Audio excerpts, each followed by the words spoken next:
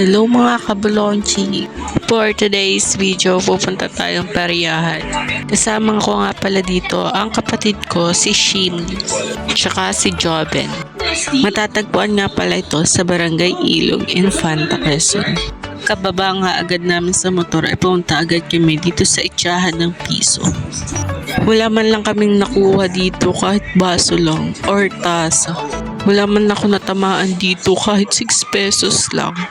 Lagna sa pinakadulo yung nagsisiksik na magano sa mga price. Pero wala nagtatamaan doon. Ba't ka nagsisiksik? May biking nga pala dito kasi di kami dyan sumakay. Dito kami pumasok sa may bola tas may slide. 50 nga pala yung entrance nito kada tao. Papasok na nga pala kami dito. Ayan si Joben. Tatanggalin mo na yung tsinelas. Akyat nga pala kami dito kasi mag-slide kami. Buhat ko nga pala dyan si Dave.